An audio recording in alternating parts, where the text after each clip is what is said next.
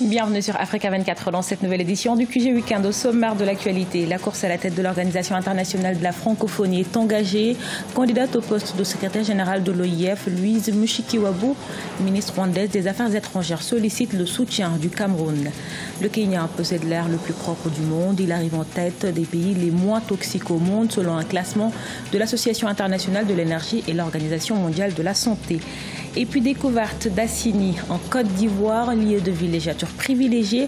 Le village de Péchère est situé à 80 km au sud-est d'Abidjan, la capitale économique. Candidate au poste de secrétaire général de l'Organisation internationale de la francophonie, Louise Mushikiwabo sollicite le soutien du Cameroun. En visite dans le pays, elle a été reçue par le Premier ministre Philomène Yang. La chef de la diplomatie rwandaise fera face en octobre 2018 à Michaël Jean, candidate à sa propre succession. Badawi Adidjatou. Les liens de coopération entre le Cameroun et le Rwanda s'intensifient. Quelques semaines après l'annonce de sa candidature au poste de secrétaire de l'Organisation internationale de la francophonie, la ministre rwandaise des Affaires étrangères, Louise Mushikiwabo, a effectué une visite diplomatique en terre camerounaise. Accueillie par le Premier ministre camerounais, elle a sollicité le soutien du pays pour sa candidature. Au regard de sa suprématie et de ses relations de coopération fructueuses avec les États de la zone CEMAC, le Cameroun pourrait être un acteur majeur pour l'accès de Louise Mushikiwabo à la francophonie. Elle a reçu le soutien de Yaoundé contre ce qu'on appelle dans le jargon diplomatique une contrepartie, et notamment de prendre un Camerounais comme directeur de son cabinet à l'OIF, notamment le professeur Jean-Louis Atangana Amogo. Il faut noter à ce sujet que le positionnement du Cameroun sur ce dossier devrait plutôt s'avérer difficile. Âgée de 57 ans, Louise Mushikiwabo est une diplomate chevronnée. Depuis 2009, elle est le porte-parole du gouvernement rwandais. Avant cette fonction, elle était en charge du portefeuille de l'information, jouissant d'une certaine notoriété, d'une maîtrise des relations diplomatiques en Afrique et du soutien de la France. Louise Mushikiwabo semble avoir tous les atouts nécessaires pour sa candidature à la francophonie. Si la candidature de Mme Mushikiwabo passait, ce sera une confirmation de l'hégémonie du continent africain au sein de l'OIF, car elle serait alors la troisième secrétaire générale de l'Organisation internationale de la francophonie, issue d'un pays africain. La prochaine élection du secrétaire général de l'Organisation internationale de la francophonie s'annonce serrée, d'autant plus que la Canadienne Michaël Jean, candidate à sa propre succession, entretient de cordiales relations avec le Cameroun et possède une expérience internationale avérée. Le Rwanda, pour sa part, a toujours eu des relations diplomatiques apaisées avec le Cameroun. La grande question qui se pose est de savoir quel sera le choix du gouvernement camerounais en octobre prochain. Dans l'optique de concrétiser sa vision 2035, le Cameroun doit assainir ses dépenses publiques. Il faut dire que depuis 2006, ces dépenses se sont accrues de 15 à 20%. En cause, les indemnités journalières de certains fonctionnaires qui seraient supérieures à leur salaire mensuel, et cela grâce à l'existence d'un système de rémunération non salariale discrétionnaire selon la Banque mondiale. Les précisions de Badawi Adidjatou.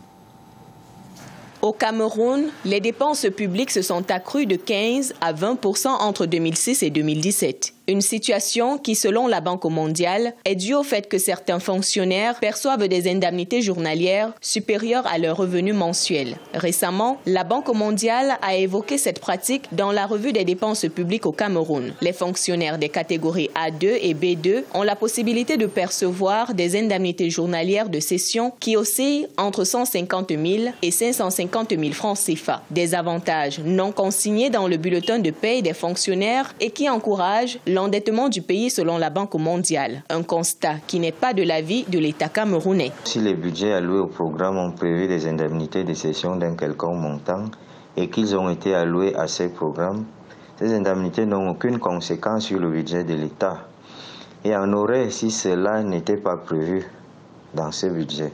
Et je peux ajouter que ces indemnités sont fonction des textes et lois adoptés. Cette année, le gouvernement camerounais a entrepris certaines réformes au rang desquelles le comptage physique des agents de l'État lancé en avril 2018. Ce dénombrement, qui prend fin ce mois de juin, a pour but d'identifier et d'expurger du fichier solde de l'État les agents publics émargeant irrégulièrement du fait d'une absence non justifiée, d'une démission ou d'un décès. Une baisse ambitieuse de la dépense publique, principalement de la masse salariale, est compatible avec une reprise de la croissance économique si et seulement si elle est sélective, structurelle et accompagnée d'un véritable programme d'investissement. Afin d'atteindre les objectifs de développement que s'est fixé le gouvernement camerounais d'ici à 2035, la Banque mondiale recommande la réévaluation des dépenses publiques.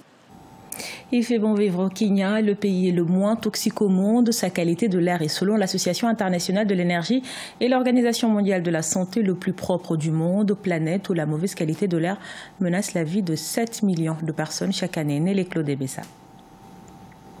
Le Kenya a été désigné pays le moins toxique au monde compte tenu des critères liés à la pollution de l'air, de la consommation d'énergie et de la production d'énergie renouvelable. Les données obtenues auprès de l'Agence internationale de l'énergie et de l'Organisation mondiale de la santé ont été utilisées par la Société d'énergie renouvelable, The Eco-Expert, pour classer les pays les plus toxiques au monde.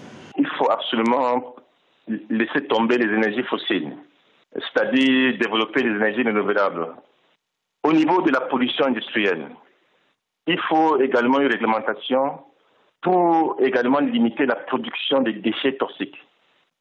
Il y a la réduction de circulation des voitures diesel qui produisent des fumées noires qui sont riches en ozone, en oxyde d'azote et en dioxyde de soufre, responsables des cancers de notre poumon.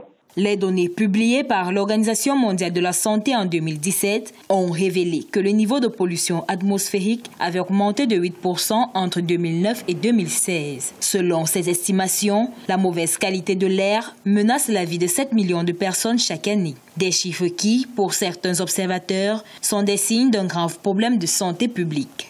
Nous avons une urgence de santé publique dans de nombreux pays. La pollution de l'air urbain continue d'augmenter à un rythme alarmant, causant des ravages sur la santé humaine. La pollution de l'air affecte les économies et la qualité des vies des gens. Cela conduit à des maladies chroniques majeures et touche des personnes qui finissent par mourir. Le classement révèle par ailleurs que les pays les plus propres sont en grande partie ceux d'Afrique subsaharienne. Ceux du Moyen-Orient sont parmi les plus pollués et l'Arabie saoudite a le taux de pollution le plus élevé. Paradis de la Côte d'Ivoire, Saint-Tropez de l'Afrique, Assini possède autant de surnoms qu'elle compte de plages de luxe. Au lieu touristique, le village de pêcheurs est situé à 1 heure de route d'Abidjan, la capitale économique de la Côte d'Ivoire. Aujourd'hui, le village ambitionne d'attirer les classes moyennes du pays. Reportage de notre correspondant Olivier Conan. Située dans le sud-ouest du pays, à 80 km d'Abidjan, la sous-préfecture d'Assini est réputée comme un haut lieu du tourisme de standing en Côte d'Ivoire. Belles villas et paysages de rêve font le bonheur des vacanciers et des touristes en villégiature. Le village originel est bordé par la lagune qui offre aux villageois les ressources de subsistance par la pêche. Avec une régularité de métronome, les pêcheurs alimentent un commerce dont l'importance varie selon les saisons. Pour la plupart des pêcheurs, c'est une activité qui permet de gagner décemment sa vie. Je n'ai pas appris autre métier. Comme la lagune est là, je n'ai pas suivi les autres pour faire les métiers. Je me suis donné à la pêche rapidement et puis en faisant la pêche, environ 30-40 000 francs par mois. Chaque jour, les bords de lagune faisant office de port de pêche de fortune sont le lieu de rencontre des vendeuses et des clients à la recherche de poissons frais. Une fois les prises déchargées des pirogues, les scènes de marchandage déterminent le prix des poissons selon l'offre et la demande. Ça fait après 15 ans par là qu'on a commencé à vendre du poisson. On vend les carpes, les milets, les macharons, les sols, les crabes, les crevettes, on vend tout. On achète les filets, les éperviers pour les donner. Et puis en fait, ils nous livrent les poissons. Puis nous aussi, on vend les femmes, on se promène avec, on se barade avec. Souvent, les gens quittent Abidjan pour venir acheter. Le village d'Assini se modernise chaque jour un peu plus. Toutes les commodités des grandes villes sont quasiment présentes dans ce village de pêcheurs qui attend les retombées du boom touristique. L'espoir, c'est que le développement des sites touristiques ne soit pas confiné à des établissements de haut standing afin que les visiteurs puissent découvrir et acheter les produits de la pêche artisanale d'Assini. Ce journal a été réalisé par l'ensemble de la rédaction. Merci pour votre fidélité. Dans un instant, une nouvelle édition de l'actualité sur Africa 24.